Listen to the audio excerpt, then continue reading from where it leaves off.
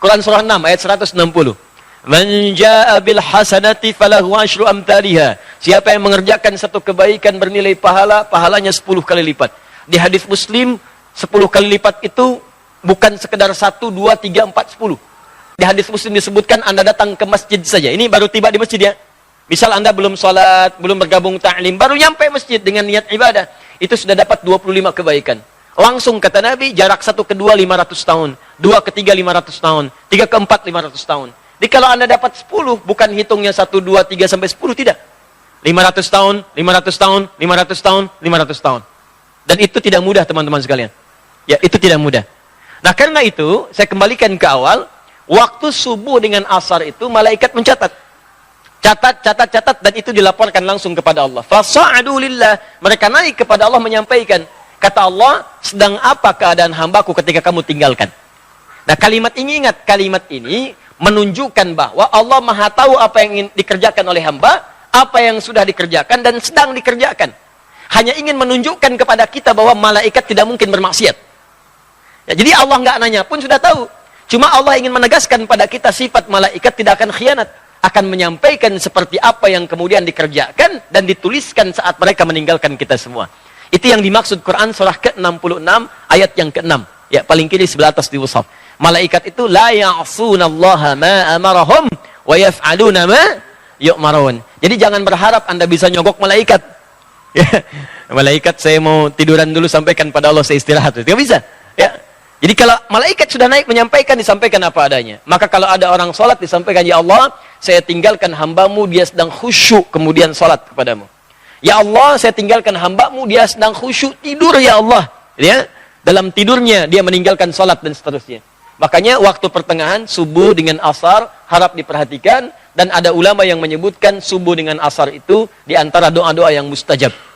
Jadi begitu Anda berdoa, itu seketika nanti lebih mudah dijawab oleh Allah Subhanahu wa taala karena keadaannya langsung disampaikan kepada Allah. Ya, karena itu khusus salat subuh itu ada ayat langsung mengatakan semua bacaan kita termasuk doa, termasuk istighfar itu langsung sampai kepada Allah, disaksikan dan dijawab pada saat itu. Ya, di Quran surah ke-17. Ya, ayat ke-78. Ya, paling kiri sebelah atas. Quran surah 17 ayat ke-78. Aqimis salata liduluki syamsi ila ghasaqil laili wa qur'anal fajri. Inna qur'anal fajri kana mashhuda.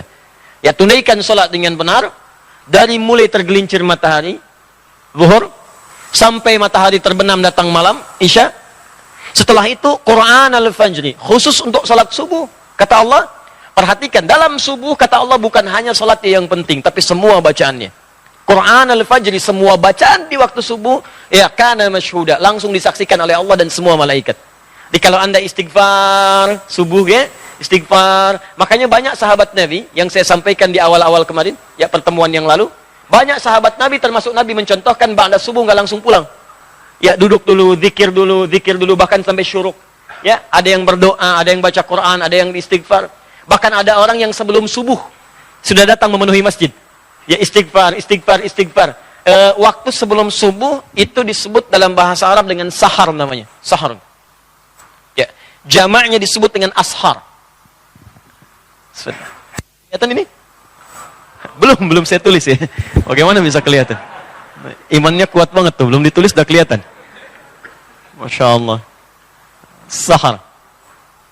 Oh, jangan salah baca ya, bukan sihir, sahar. Nah, di bahasa Arab itu beda harakat, itu bisa beda baca. Jelas ya? Lihat sini. Sahar. Jami' disebut dengan ashar. Ashar. Ini waktu singkat menjelang fajar.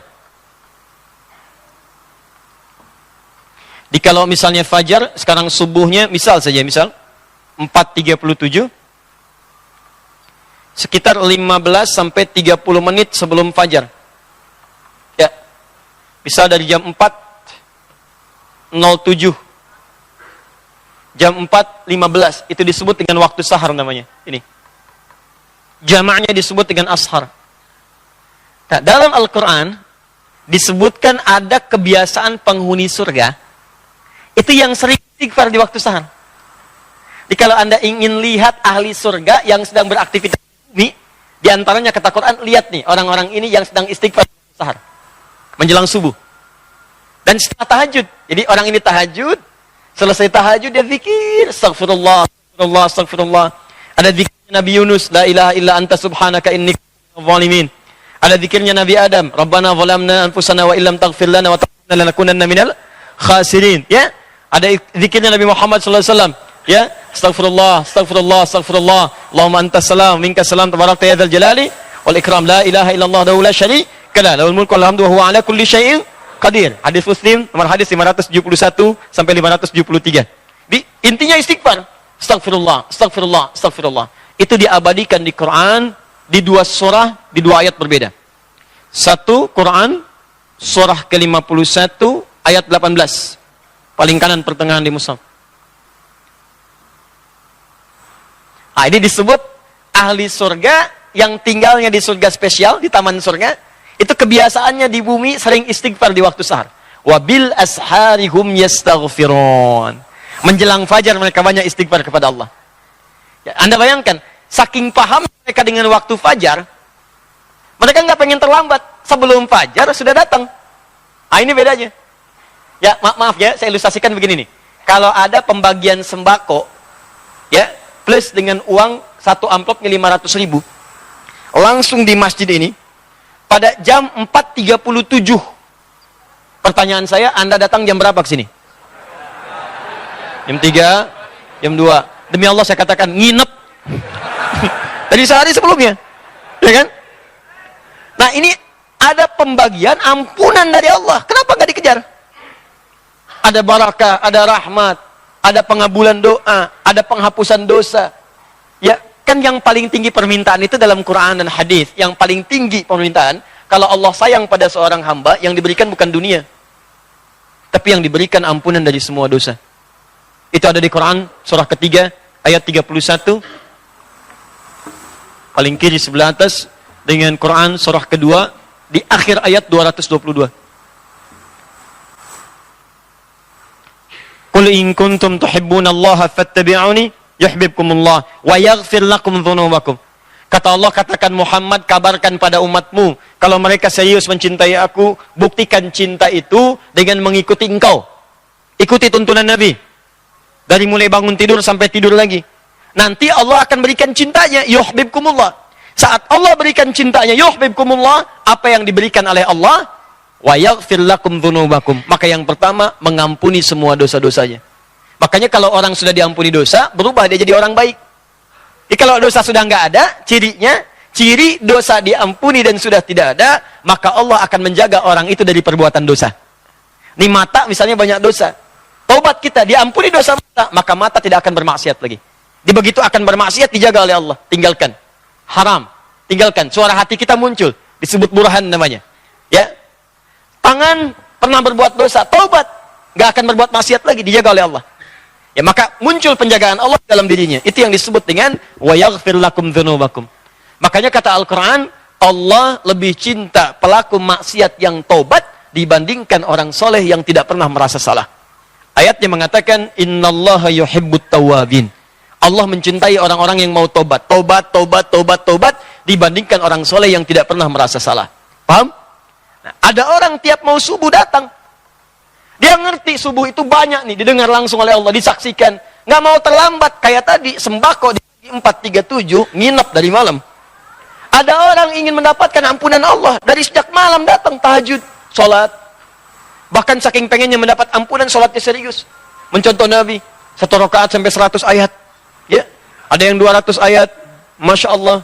Ada yang ayatnya aja gitu kan. Terus bacakan. Begitu datang sahar, astagfirullah. Nikmat, astagfirullah. Hadis qudsi mengatakan, begitu orang ini mengatakan astagfirullah, man istaghfara liya ghafartu lahu.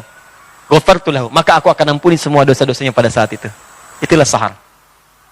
Ya, makanya orang ini akan digabungkan dengan orang sabar, kemudian orang yang jujur, orang yang khusyuk dalam salat, orang yang rajin infak, digabungkan dengan 4 golongan ini akan mendapat surga yang terbaik saat di akhirat.